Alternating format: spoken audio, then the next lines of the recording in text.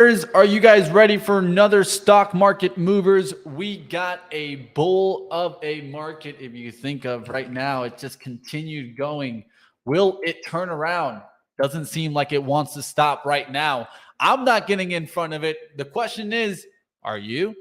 We'll ask all that question. Also, take a look at what's going on underneath the hood right now. So many earning stocks, some value names going down today. Is there deeper rotation out there? Of course, we'll take a look on what was hot and what was not. And we'll take a look at some of the ratings out there that are moving some stocks. There's about 3 major ratings that I definitely want to talk about. You guys smash the like. Get ready for another action-packed show. This is Stock Market Movers. There are 3 ways to make a living in this business. Be first, be smarter, or cheat. I can't help you cheat, but I can give you the informational edge to help you succeed in the markets. Welcome to Stock Market Movers. All the market moving headlines and expert opinions every day. They say money is the oxygen of capitalism, and I want to breathe more than any man alive.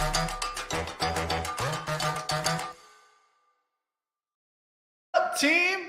Wow, what a run it's been. And I know, I've been in a little bit of the bear camp, but the bull is here.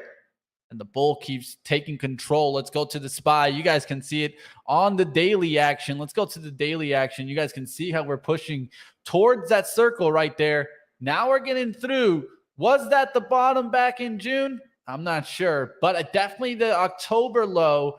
Now we're definitely pushing from that October low. We're going to go ahead and delete the fibs there so you guys can at least see this a little bit better. The big thing to state, though, from that bottoming, that low around the 348 to where we are right now, that's almost a 20% move, right? When we get to 420, what happens? Well, when we get to 420, then we get into the 20%.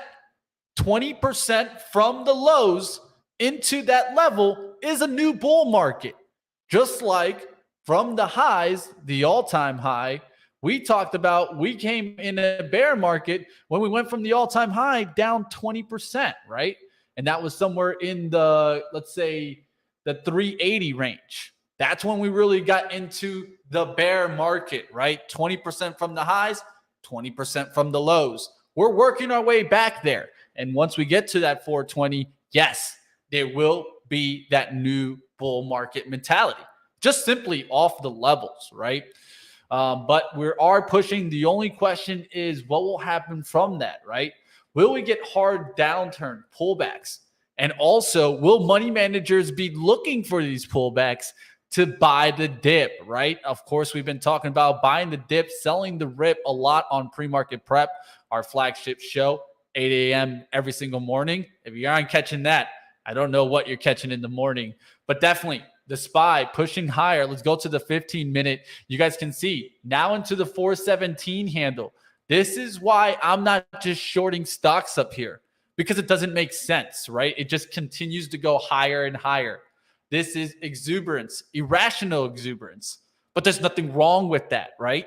I think one of the things that a lot of the times, and myself, as someone that studies the markets consistently, will tell you, there's no one way the markets have to go.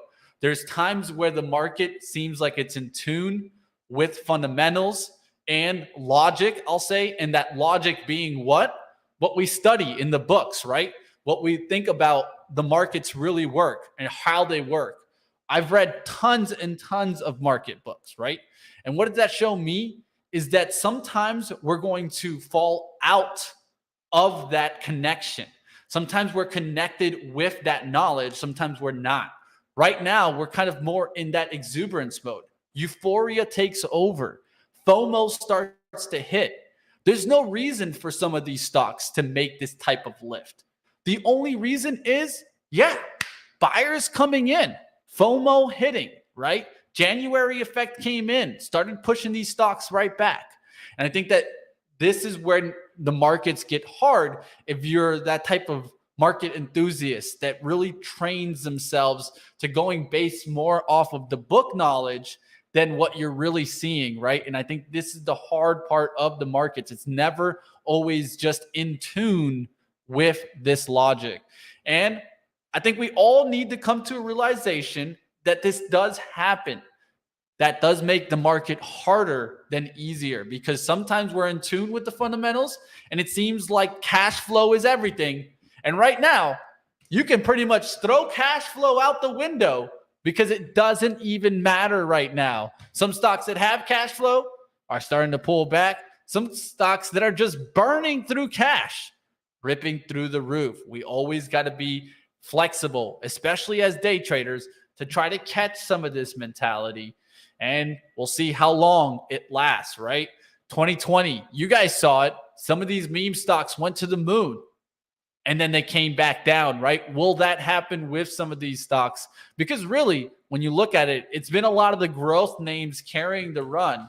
A lot of like those ARKK names, right? Taking that lift.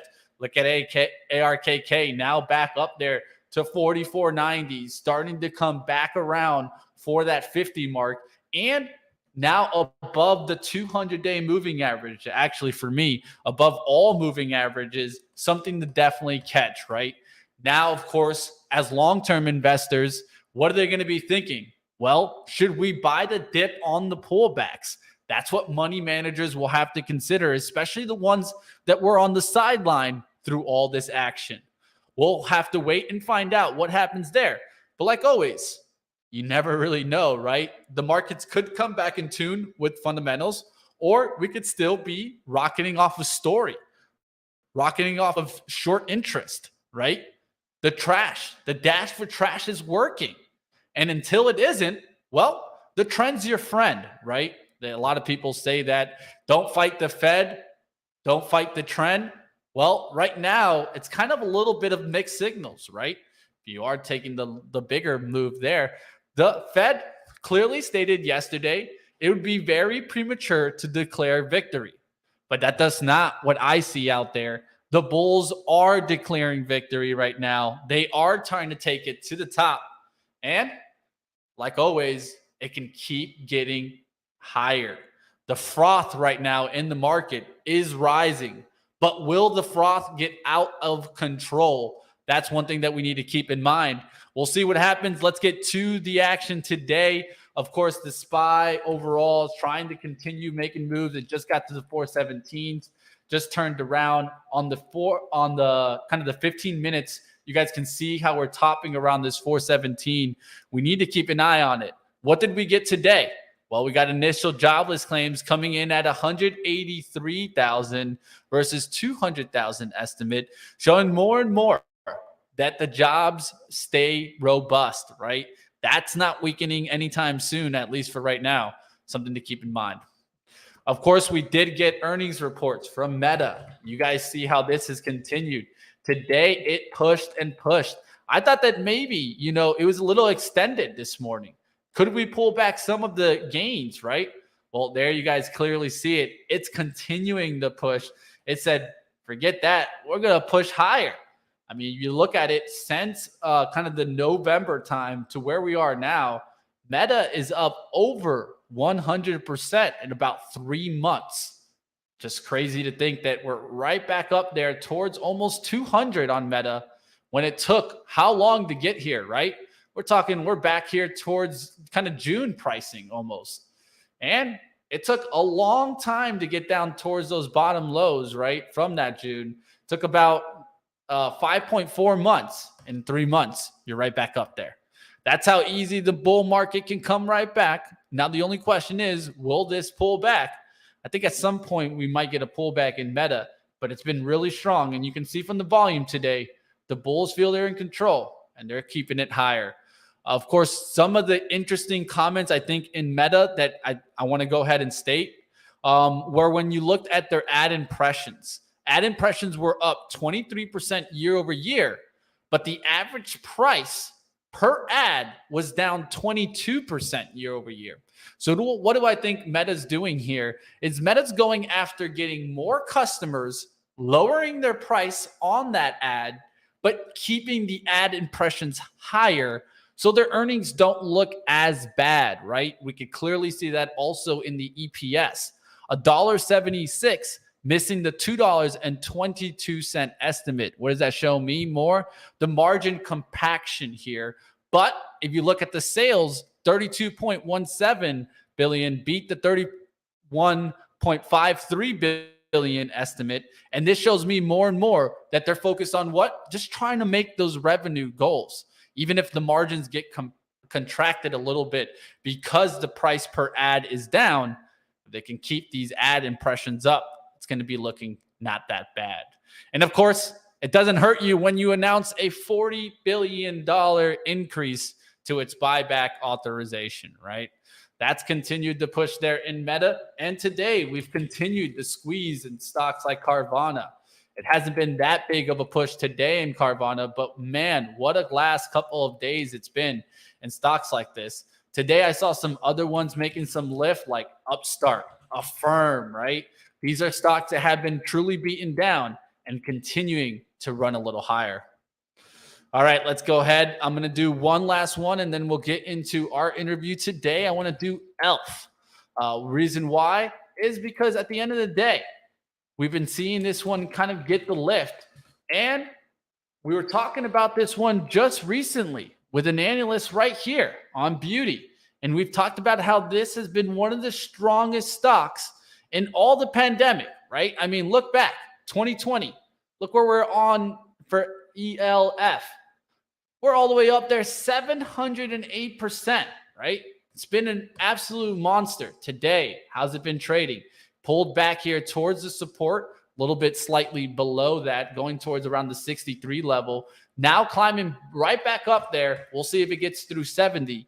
Of course, I've been looking at this area through Ulta Beauty, and Ulta Beauty has been an absolute monster since kind of the December period when we were looking for this kind of run into December. It's continued to run. So we'll see what happens with these beauty names. They've gotten a nice big lift. Of course, I also think Elf Beauty is getting a lift because of Revron's bankruptcy, right? That's affecting Elf Beauty and helping it continue forward.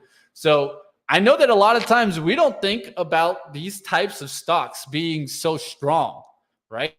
Well, to tell you the truth, I truly wish I was long-term invested in Elf or Ulta because they have been absolute monsters the last couple of years and seem to stay strong in any environment. Even when we think about recessions, it seems like this Elf Beauty just continued higher and higher.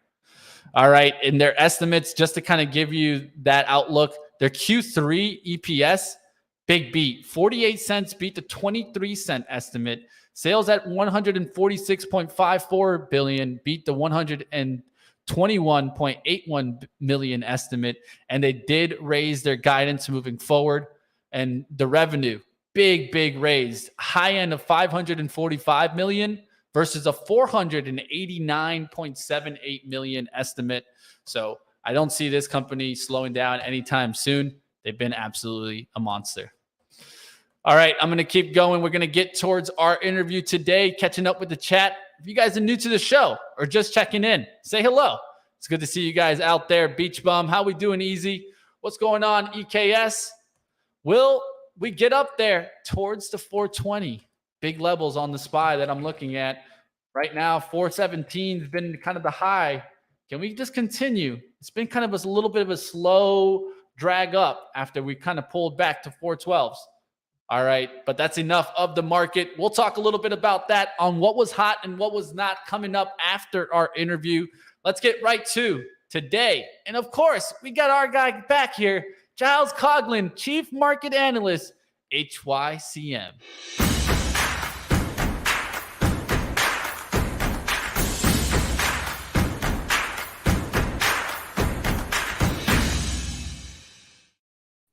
All right, welcome back. How we doing, Giles? I'm doing great, Mitch. Good to be back with you. How's things? How's life? Oh, everything's great. I don't see it bad for you. I like the new background. I like the jacket. You're looking good, my friend. Looking good. Thank you, Mitch. That was a little memorabilia I took from the Vincent van Gogh Museum in Amsterdam. It's not an original, Don't worry. Oh, I thought we had a good NFT in the back there. I think that was a little bit before Van Gogh's time. Oh, I thought he was coming out with some new ones. Who knows, right? Right now, it's always been great. Collections are always great. Collectibles. I actually try to work on some collectibles myself. I need to get some of the good paintings though. But it was that a nice museum story, Mitch. That was the thing. The story. The actual painting was a gift from Van Gogh to his brother, who had a son, and the nephew actually founded the Vincent van Gogh Museum, who that painting was given to. So it was a fitting gift, and I thought it was a lovely reminder of family and love, and what a beautiful memory. So I thought I'll take that with me, and hopefully it can spur me on as I fight the markets day by day, right?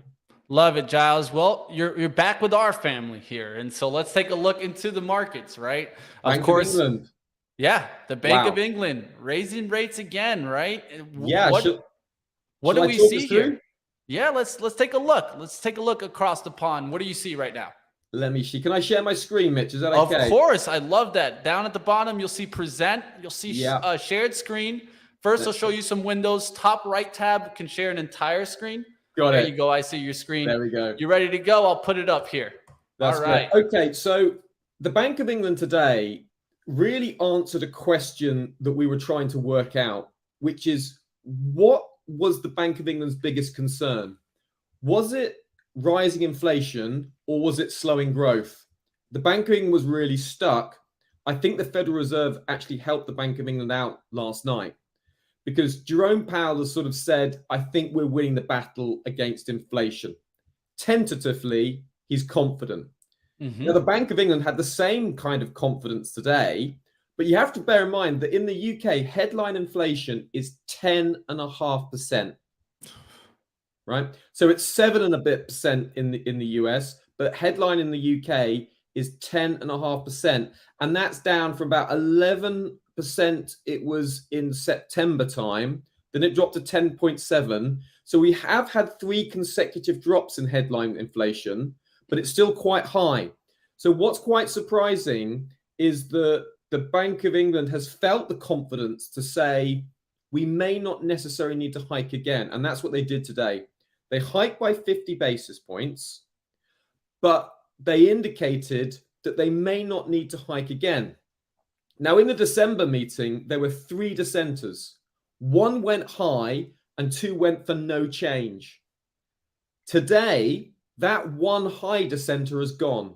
So in other words, no one in the Bank of England is now seeing inflation as the biggest threat to the UK economy. The only threat that's being seen at the moment is slowing growth.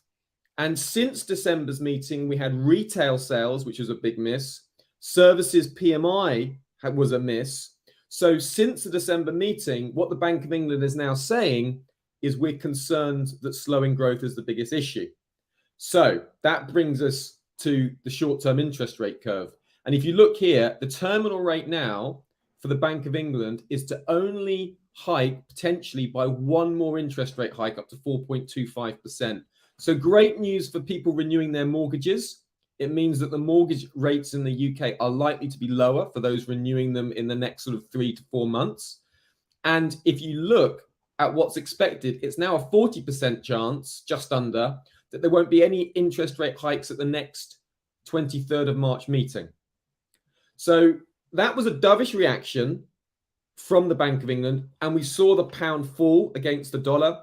We saw the pound rise, the pound fall against the euro as the euro-pound pair rose. Now, I want to show you something else interesting. Look at this, Mitch. Now, this is from my friends over at Seasonax.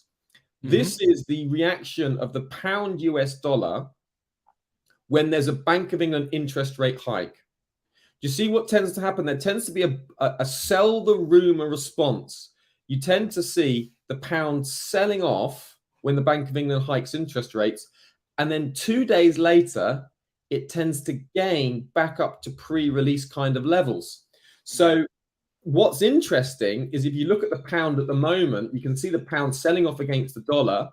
Now, the dollar had reasons for weakness with the Federal Reserve decision. So that means that should we get the pound continue to drop down to that 1.2150, 1.2050 level, you would, on a seasonal basis, expect a little bit of a pickup in the pound after a Bank of England rate hike from a seasonal perspective. So, yes, this kind of makes sense, the reaction we're seeing in the pound. Mm-hmm. And it's the Bank of England saying we're going to prioritize slowing growth. Now, what's the spanner in the works? The spanner in works is the inflation data. And remember, it's 10.5%. So there is just a chance that the Bank of England have moved a little bit too quickly. We have so many strikes going on here in the UK at the moment. And you know what strikes mean? Strikes are inflationary because it's higher pay that leads to higher prices that can lead to higher pay. So the UK government is desperately trying to stop these wage price demand in order to cool inflation, but also manage people without being seen as being, uncaring to people who are struggling with the cost of living. So it's a real difficulty that's here in the UK. And the risk is that the Bank of England hasn't done enough and that inflation comes back. Mm-hmm.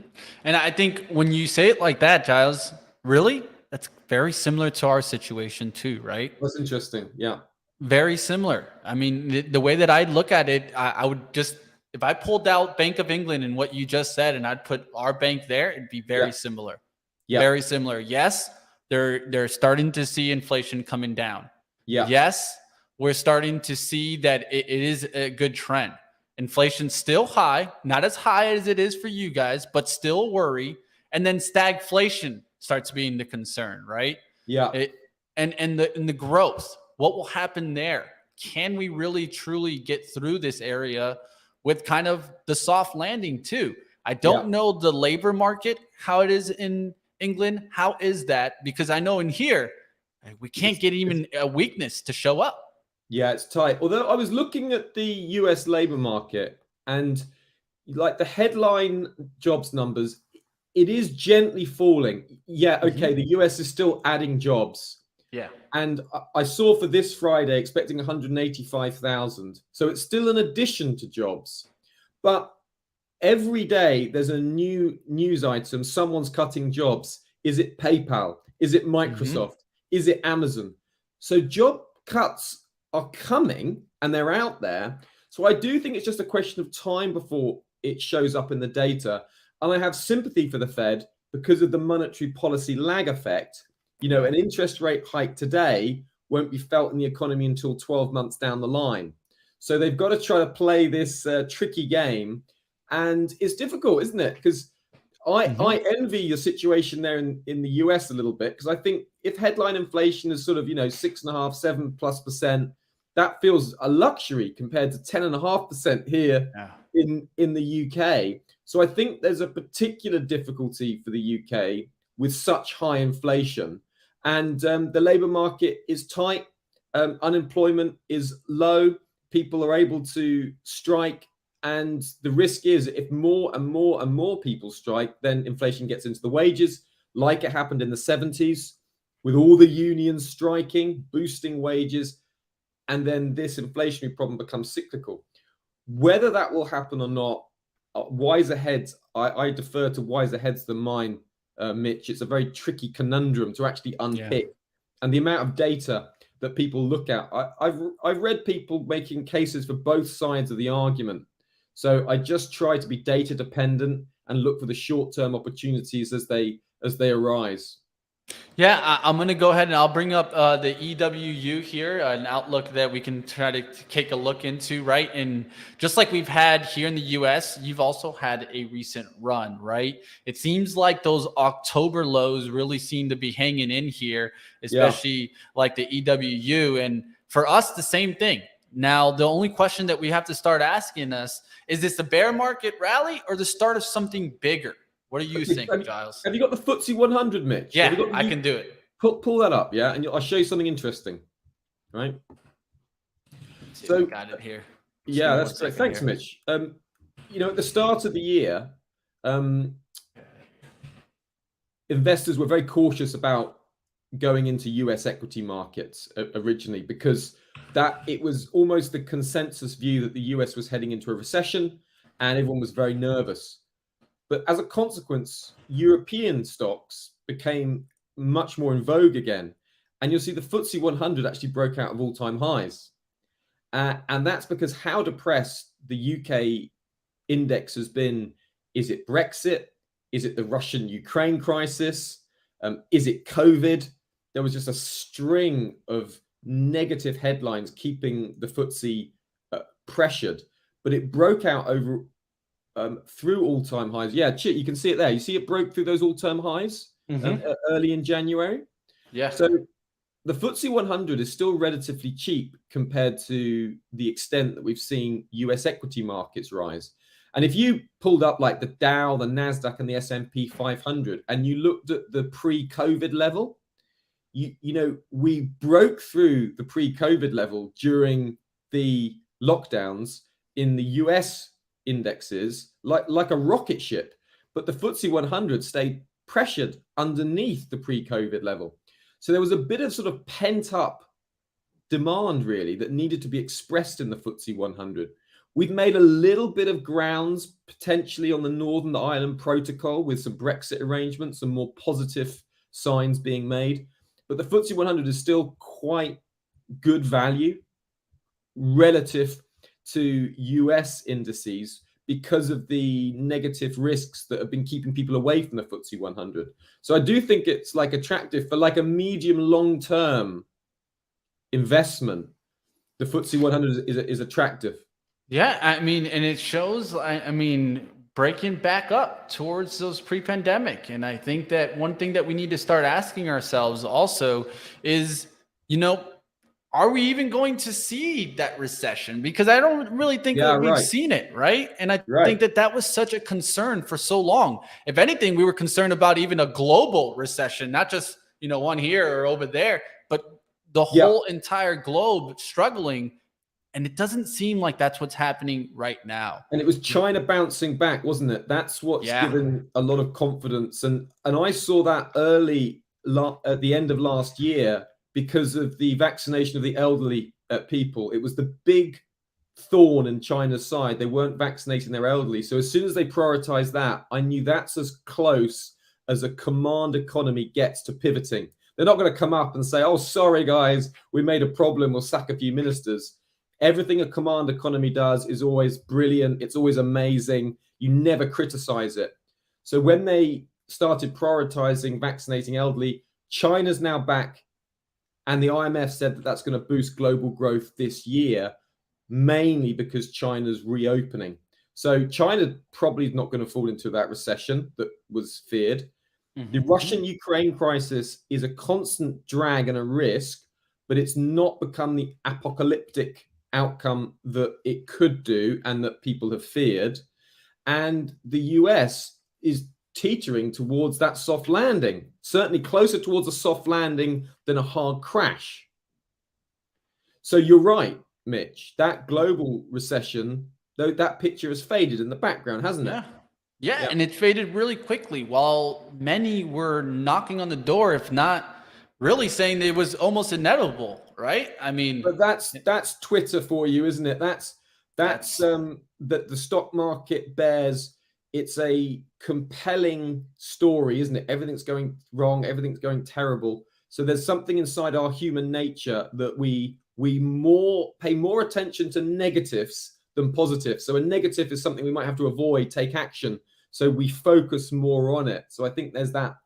A clear example, Giles, is we talked about it clearly throughout the year, right? The natural gas crisis that was to come, right? Everyone was seeing it. Everyone was talking about it.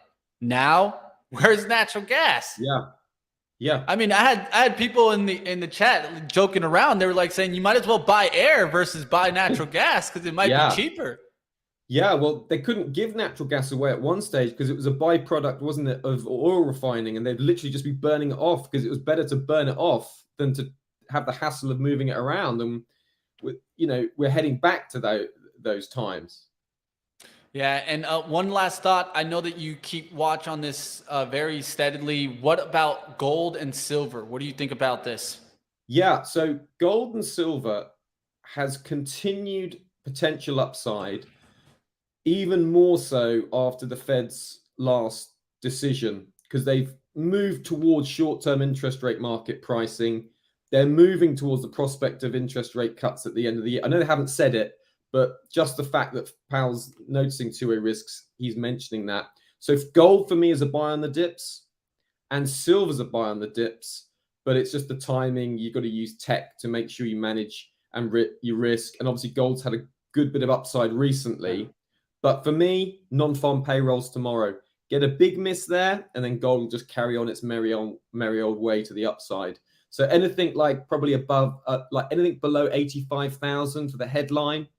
And if we see a big miss in jobs and we see a big miss in average weekly hours, anything like that, then I'd see gold have another leg higher, up to 2,000. For a long time, it was always something that just said is that gold was an inflation hedge, right? Well, Yeah. now that it's I'm seeing it almost as the opposite. It's Yeah, almost like when inflation's coming down and the dollar is showing weakness, that's when gold is starting to look better, right? Yeah, but that's because of the relationship between yields, inflation, and the dollar.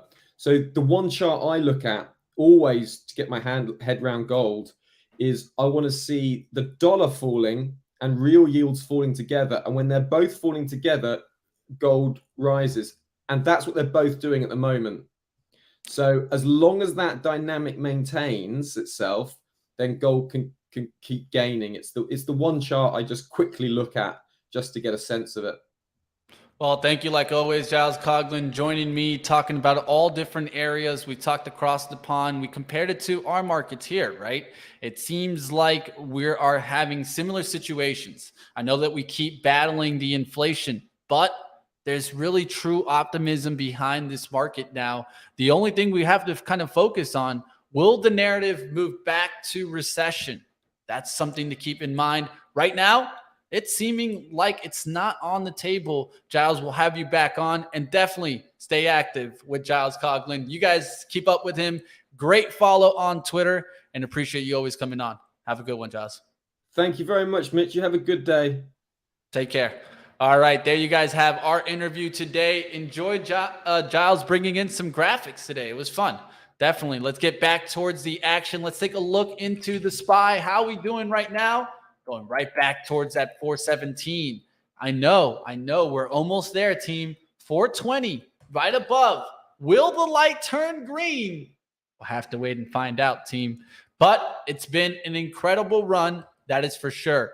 Now, of course, as a lot of traders, they'll start thinking, do I take profits? Do I keep riding the storm? I think the important part here is always sticking to your trade. What was your trade in the beginning? Ask yourself, what did you think of the current environment then? What is the current environment now? Has something changed? Questions that we need to be asking ourselves. All right, let's go ahead. Let's get towards what was hot and what was not. Let's go towards the stocks here. Of course, this is where we take a look at the sectors in the industry to look for sector rotation, right? We're always looking to see if we see it underneath the hood. As of late, look at this move in technology. I talked about it for a while now. Now I'm really starting to see it as something that's a little bit bigger. Look at the monthly chart. Look how we're really starting to come a little bit higher, back to these highs here.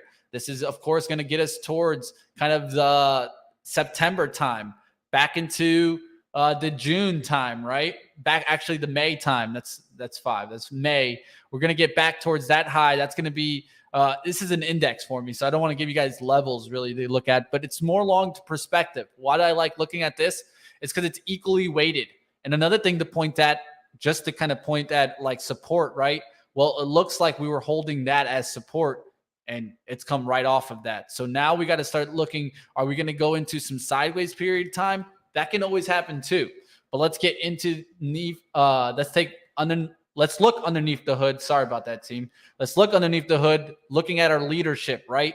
Leadership, Apple back to 150. 150 was so vital for it to come back. And they say we don't get V bottoms, right? Well, That's a classic V bottom right there, and Apple coming right back up. 150 going to be so vital for it to hold. And if it can hold after the earnings today, 150, or maybe work its way back to 157, this is in full out breakup to the upside and could be pushing up there to 180s, 190s, back to 200 on Apple. That's one that I will keep watch. Of course, the earnings will be tonight, so don't miss that. You guys can catch that right here on Benzinga. You don't got to go anywhere for earnings calls, especially the big ones. We have them here for you. And of course, we'll have that stream later today. We also are going to be having Google. And look how Google's been just ramping back. I'm going to take the lines off right now so you guys can just kind of see what we're looking at here. And it looks like we're pushing back here towards the split price, right? Split price was the 20 for 1 on, let me go to the daily so I can grab you that exact day. This was on, of course, 7/18, so July 18th of 22. We're coming back towards that level. Is that going to act as some resistance, or are we going to be able to get through that level? That's right there around the 109.70s, maybe the 110 area or 111s if you're trying to push it up a little bit higher. We'll look to see if we get through that level. Once we get through that kind of split price, I think you can start pushing towards the 122. And look at it on the monthly. Look how we're starting to hold here. And that's why I love to use kind of monthly charts. You get this kind of effect here. This is one of the kind of levels. This is a weekly level, of course. This is 200 weeks right underneath it, really acting as support around the 91.65. And we could start looking at 100. Earlier this week, I was looking at 100 to see if we would get through there, right? We went sideways for 1, 2, 3 days. And then boom, right towards the close, 245 on Wednesday, started getting that takeoff. That's how you can see it there. Back through that 100, already up there to 107. Not a bad 7% gain there in Google. Hope you guys were able to nail that down. That actually wasn't a bad trade at all. Amazon back above the 100s, came back below the 100, fought here for some time, got above it, held it on the pullback, and then continued going. We're going back there towards that Wednesday high of 114.36. Looks like leadership continuing higher, right? These are the stocks that can turn things around tonight. Will they do it? Find out. We'll have to wait and see. Jay Rice, Sabrina, Easy, EKS, Valiant. What's going on in the chat? How are we doing out there? What are you guys taking a look at? I'm selling and reevaluating, says Sabrina. Can't blame you. Honestly, there's nothing wrong with selling and reevaluating. The best part is, at least at that point, you can just focus and try to be objective in your mindset, right? Not subjective. We'll see what happens there. But let's keep going. Let's get into some other stocks. Baba in the red. I think China trade is starting to fall off. A big one that I'd watch on that because it's been trying to put out some positive catalyst was Baidu. Of course, they had the active stake also. We'll look to see if this starts coming back down. I'll see if the China trade falls off, but it's been really strong as of late. FXI starting to turn around. I think that one thing that I'll be looking for is maybe China leads the way back down, right? And then I can use that as a level or bogey. If China stays up, well, I think our markets stay up. That's just the way it's been, especially since when you look at it, look how the China really kind of bottomed there in the end of October, started pushing higher, very similar to our charts, right? Bottom of October, this was about mid-October here and the 10/13 date, right? And we're right back up there. Well, if that China trade really falls off, will we fall off? Right now, I'm just going to keep this one on my radar. All right, in technology, there's also other areas that were really strong as of late. Electronic computers getting a nice little lift today. You guys can take a look here to see what's making a nice push. You guys can see some different names that I don't talk about often. SCSC, ScanSource getting a nice little push. AVT, ARW, Aero Electronics. Look at this little rise in the last couple of days. Big push there, about 13%. These are names that I don't look at. And that's why I think it's important to sometimes understand different industries. You might have never looked at electronics computer distribution. Well, it's definitely having a good push. Computer systems having a nice lift here. Dell, HPQ having a nice little push up there. NTAP getting a nice little push. WDC back up there. Even Logi starting to climb that wall of worry. Remember, this one did pre-announcement. Look how it's starting to climb into that shadow zone. There's been so many of these shadows that have been filled. I think that's important to kind of catch the gaps. Those gap downs getting filled back on the upside. Very important to catch. And a lot of these have made this move. Corsair Gaming coming back with that Logitech. This one doesn't look too bad to get a little bit of a lift. It got a pop today. I'll look for a pullback. We'll see what happens on names like this. Software application continuing higher. CRM, we've been talking about how that's been a major leader here in software. Would that continue? Adobe higher. Look at Adobe continuing higher. These are all stories that we've been talking about right here on Stock Market Movers. That's what I like to do for you guys. I can't tell you what to trade, and I probably will never. But what I can do is point to different industries, sectors that are making a nice lift, and you guys make your decision. But definitely software infrastructure. Look how this filled this gap here too. You got to look for those gaps to keep filling. There's so many stocks like this that I'm telling you, I'm looking at different opportunities to continue filling in those gaps. Different play that it could also have been strong now, Oracle. Look how big it's pushed up there. We'll look to see if that can keep pushing. CrowdStrike coming back a little bit. Pan W back into the green today. Square, look how Square is really starting to push. That's back up there almost to the 90. What about PayPal? They did do some job cuts, and now it gets the motor going. Back up there to 88. We'll see how these can continue running. Real estate, of course, you guys have seen those. Those have remained hot. American Towers. PLD is one that I talked about with Uma Murati on this show just a couple of days ago, right? This is one of the ones that they're looking at. Prologix, it looks really good. It's starting to get the lift through the 130s. I'll look for 130s on pullbacks and see if it can keep holding and pushing higher. EQIX, another one that we can keep a look at. Equinox, we talked about this one also with Uma. Keep your eyes on these. These are pushing higher. And one that I asked her about, not specifically, but I looked into the space, public storage, right? This is one that actually is on my radar, has been starting to push back. We'll look to see if it can hold 300 pullback and continue higher. Public storage space. We'll see if this can keep pushing. And last one there that we talked about also is DLR, Digital Reality Trust, and that's pushing higher too. Uma's got some good ones there. Got to keep your eyes on that interview. If you guys missed that interview, I'll make sure to give you guys the link towards the end. Love trading that Logi. Ooh, keep your eyes on it. We'll see if it gets a little bit higher. All right, consumer cyclical, the high beta names continuing the rip, right? Recreational vehicles having a good day there. Harley Davidson. Don't know if you guys caught this earnings report, but I'll go ahead and I'll slide that there on the bottom for you guys.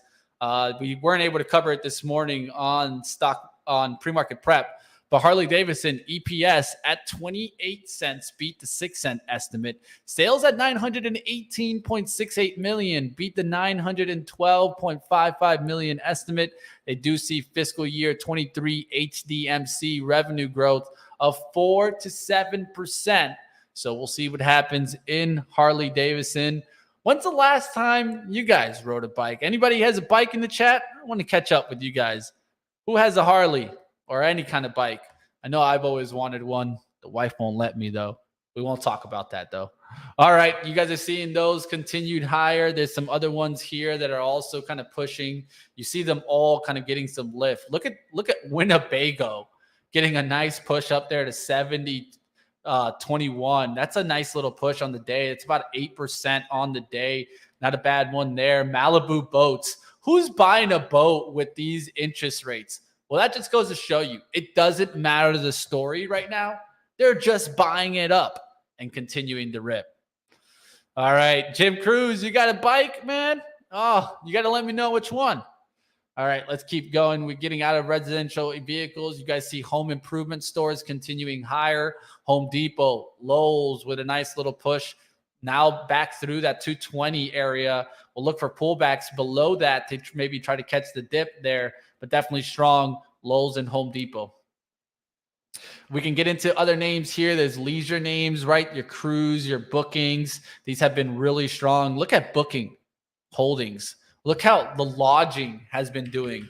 Look at Hilton. Look at Marriott. Airbnb even starting to work its way back. Pretty much anything that was really kind of hit hard, making a quick move back. Got to be careful with those high beta names, but they are pushing strong. Industrial is pushing higher also. So it's not just these names, right? What is one gap that I've been talking about for so long here that finally filled? It was the FedEx gap. We've been looking at this one for so long, team. Let's get back to it. I can show you guys. We were looking at this one since October 25th. October 25th is over here, right? Kind of in this period time. And then we were looking, would it ever fill this back? It's back and even higher than that. And it wasn't really a bad move there in FedEx. Gave you the opportunity to. If you missed the first rip, it came back towards that support around 163. Pushed right back up there towards 216. Not a bad move there for FedEx.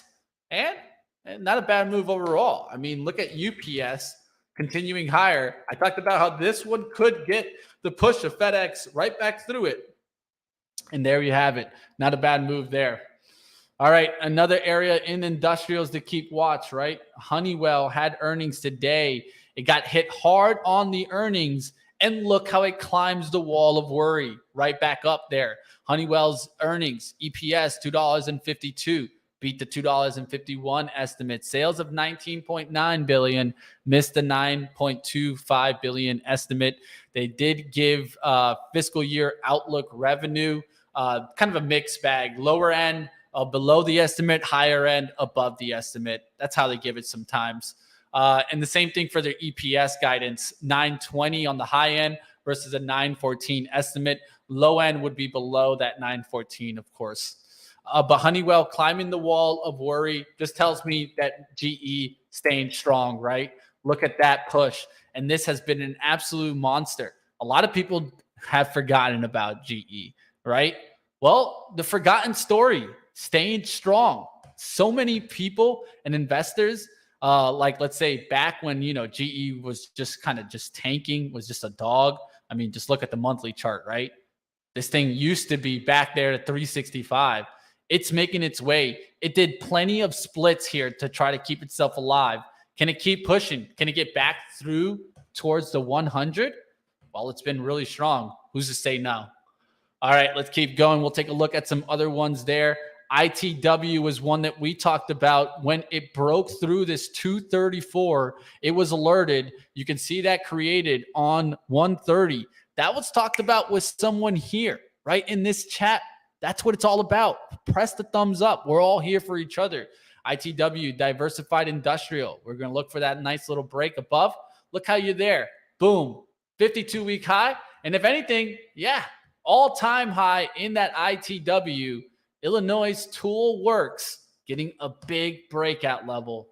And just keep watch because this is really strong right now. Can't turn around. We'll see what happens on names like this. Look at PH, diversified industrials. This is an area that I definitely think we should keep watch. Really strong names, even Triple M coming back, but that's probably not my favorite one. Look at this ETN trying to get back there through this kind of trend line. We'll see if it gets back towards 170. EMR, Emerson Electric pulling back here. Will it just come right back towards the 100? Also doesn't look too bad. These aren't the biggest names and they're industrials, but hey, they've hung in there for a very long time. Look at this chart overall, the sector, and look how the sector is breaking out through multi-year highs, right? In 21, we were up there towards the 37s. We struggled through there all through the 21s and 22. Now we're really starting to push above and holding the pullbacks. Looks strong there in the industrial names. With that being said, Deere actually deep into the red. We'll look to see if this eventually bounces. I'm going to look for pullback towards the 380 area. That's where I'll look for pullbacks on Deere to kind of catch. Cat, same thing. Let's look for some pullback. I'm going to be looking for a pullback closer towards the 233 range. We'll see what happens on there. And Picard starting to come back down. Could come back down through 100. It stayed strong on the day be careful. This one can turn around strong, especially if beer is going to continue breaking down. Be careful out there, team. All right, let's keep going. We're out of the industrials. We can take a look at financials. Financials staying strong. I talked about would Morgan Stanley take that next step forward, right? Well, look at the daily chart. Boom. Next step forward right through that daily high of 99.10. That tells me JPM probably back through and starting to push. Not the biggest push there. Couple highs here that we'll look for. Can we get back through the 141 area on JPM? And Bank of America, the laggard, right? The laggard. Well, look at the reaction since the earnings, right? Since the earnings, it's up about 9% there in Bank of America. Something to keep watch on. All right, and what's getting hit? What is not hot? We talked about so many that were hot. Look at the turnaround in energy. I talked about earlier this year. I thought XOM could make new highs and then eventually turn around. It's very similar to what we're getting here. We made new 52-week high. We got up there towards a 117, and now we're starting to really just crush down. We got to be careful on this trade, team. It could be rotating. It could be that money's coming out of the XLE, going into more of your tech names. This is the sector outlook right now, and I'm going to do it on a daily outlook. Look how the technology here has really taken off, right? So if you guys see here, as of late, technology really has taken off here. And that's this blue line here. That's going to be your XLK that you guys can be looking at. And you can see here, energy starting to fall off. As technology is getting higher, energy keeps coming down, something to keep watch. Same thing I would say for the healthcare names, XLV. XLV is just stair-stepping down. What is doing well? Financials and technology pushing higher, energy coming down, and healthcare kind of stabling out there. We'll see what happens. All right, we'll see if that keeps pushing there. Let's get back to my charts. You know, there's so much there. Basic materials also pulling back a little bit today, but this has been a strong area. So I'm not too concerned about basic materials just because we've been ramping back up, right? Lumber production is one area that I've continued to talk about.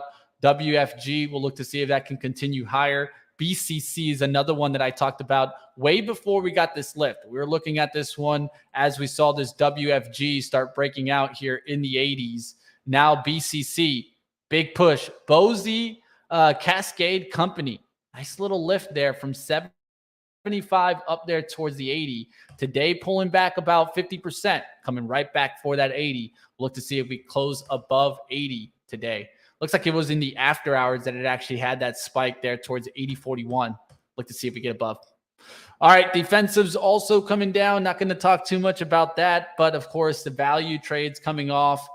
Farm products. Let's go to packaged foods. That's really been an area that's been continued hit down. Look at Kraft Heinz Corp. It starts coming back up, right back down. Could break through that 39.60 area and continue lower. General Mills came back down, built up right off the trend line, rejected the trend line, now starting to come down to 75. These look really weak. Kellogg's, very similar chart. HRL, you see these charts, they don't look like they're coming back. They look like they're getting weaker and weaker in the packaged food. Looks like some of these value trades falling off. All right, that was a lot there, team. You guys let me know what you guys are taking a look at now. I'm going to go ahead and leave the last couple of minutes here for stocks from the chat. Forget about what was hot and what was not. You guys let me know what you guys want to talk about. I'll pull that Harley Davidson ticker down there and take some stocks from you guys. We got the first one here, Hodl Strategies, MSOX. This is a 2X daily ETF. I'm guessing it's on technology, but I'm not so sure on this one. Is this MSOS, like the cannabis? Is this just a power MSOS? Let me know on that one. I don't know this leverage one, so I just want to make sure I'm getting it right. Seems like it's MSOS 2X, but I'll take a look. Super SPAC Man, rocket blasting off. That's an interesting one. I'll talk about that one because I did see Redfin moving. But let's get back to this one. I don't see too much that I can really go off of. I just see some daily highs here, maybe 660. But I mean, you got that kind of undercut. Did you get some volume to increase there? Yeah, the volume increased there, right? So you might have gotten that undercut and rally look. What do I mean by that? Well, you can see here, when you kind of undercut, look at the volume increases here. That's an important outlook. They call that the undercut and rally, where you cut through support, you get buyers to step up, volume increases, and then it comes back to recover the resistance. We'll look to see if we get through there. All right, Rocket. Rocket is rocketing. There you guys see it coming right back up. And who would have thought in this environment you're going to get Rocket to actually move up? Well, it is high short interest, so they're going out and combing the ditches. Look at Redfin today. RDFN really getting that push. And if you're seeing these, right, UWMC, SPAC that could be forgotten, could start making a move. UWMC, if Rocket keeps going higher, will this one go higher? All about relationships, right? Rocket, last year's losers, this year's winner. The only question is, how long will it hold on? But something that I definitely would keep watch. All right, let's keep going. Still holding SMH 200 puts for March. Very underwater. Any thoughts? I'll take a look there. I can't tell you exactly for that trade, but I can at least take a look at it in an overall perspective, right? And so this is the perspective that I'd give you, right? I would just first take a look at the chart, right? If you wanted to, let's just make this a little bit bigger. All right, now we got it bigger. We're going to do just the retracements from the high. I'm pretty sure that's the high towards the low. Now you're back through the 50%. You're looking at 61.8. That needs to go ahead and turn around there. Because if it doesn't turn around there, you could come back for that 100% retracement. I know that you've probably held this for a very long time. It's going to be looking like now or never, right? Pretty soon. That's going to be a 260 level. Maybe you're looking at it and giving it a little bit of room. Maybe it's 261. But I would really start looking at this level and understanding that if it's going to hold the 50% retracement, like it did right here, now we're getting through the 243. It could always pull back to there through the 61.8. I don't want to be long. I don't want to be short stocks there, at least from my sense, right? I showed you guys a very similar outlook for the SPY, right? If I did the fibs get us back here towards the 420, and that's almost a 20%, right? 61.8 is really back up here towards this kind of 431 area. And so that would be the area right there that I'm just full on bullish for the SPY, because now you're recovering the trend. And after the 61.8, it's usually the 100% retracement. You guys can see those little lines here. The line actually comes up towards those highs that we had from, of course, that August run, August 16th, towards that 431. It's kind of funny that they fall right in line that. And the 50% retracement is towards the 414 level. We're at 418. We're almost to 420, team. It's been a big, big push for the bulls. All right, let's keep going. I hope that you guys appreciate everything I do. I'm here for you guys like always, and we will have At the Close later today with Joel Elconin. I don't want you guys to miss that. And of course, we'll take a look at the earnings that are coming out. There's so much on the tape tonight. Things can turn around, and they could rip even higher. That's the fun part. I think today is the day we find out, is this a new bull market or not? Because I'll tell you what, Google, Apple, Amazon, kick it out the water and they start going higher, this market isn't going to turn around, at least in the short end. So that's what I'll be watching. I hope that you guys watch those earnings reports. Of course, we'll have the earnings call right here on Benzinga, so I don't want you guys to miss that. Hit the like button if you guys enjoyed today's action, like the sector chart comparison. Hey, I'm always here for you guys, and I do like to pay attention to the sectors, industries. I have like my line chart here for sector outlook. I also have different ways that I look at it. I hope that you guys follow the sectors, because I think it's definitely important to have your perspective. Whether you're using the spiders, like, you know, the XLK, the XLC, or whatever, have a list for yourself so that you can see how the sector rotation's going. If there's anything in my study where I found edge, it's understanding the rotations being quick, being really flexible at that point, and understanding that rotations will go against you sometimes. That's the important thing to catch. If you're able to catch rotation quick, then you can get yourself some edge there, right? That's what I think is always the key there. And another thing is sometimes the rotation is going to come fast, and you might have been thinking, like in this case, the market's coming down, but the rotation's going against you for upside, the dash for trash. Well, you can't fight rotation. You can only go with it. That's what I've learned. Sector rotation, important to extend the bull run. We'll see what happens there. We'll see if we get some pullback on these charts, right? Like XLK, a pullback on the XLK of the recent move, right?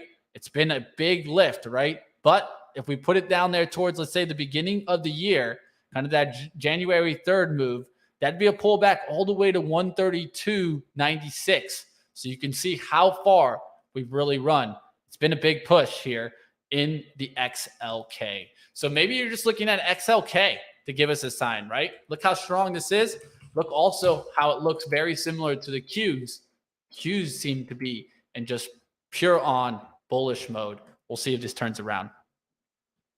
All right, that's going to do it for me. I hope you guys enjoyed it. Press those thumbs up. Give me as many likes as you can. And I will see you guys over on at the close with Joel Elconin. No shows from here until 3:30 p.m. Eastern. We'll see what happens with the market. Can we get to that 420? It looks like we're climbing the wall of worry. We'll see what happens there. I talked about Tesla earlier today, was keeping an eye on this kind of 195 level. We'll look to see if we get to that 200. It is expanded to the upside, running into resistance very close here. If you look at the body here, body closed at 194.70. High on the day, 196.75. Will we get back up there, right? Well, I'm going to be keeping watch to see if we get through that 199.21. That's where I think we'll find some resistance, 200, and then we could just kind of pull back. And who knows? Maybe we do pull back and kind of fill this gap eventually. It's been a wild ride in the last couple of months. Well, the last month in Tesla. It's about an 80% move higher there in Tesla. Can you believe it? Hit the like button. We'll see what happens, team. There's always more to talk, and I'll see the group at the close. See you guys like always. Hit the like button, and if you guys have some comments, you want to see more or less on stock market movers. Do you guys like the guest interviews? Do you guys want to see more sector analysis? If that's what you guys want to do, well, I can do the research and bring it to you guys. The key is always you guys give the feedback, run the show. I'll do my best to bring the value. See you next time, team.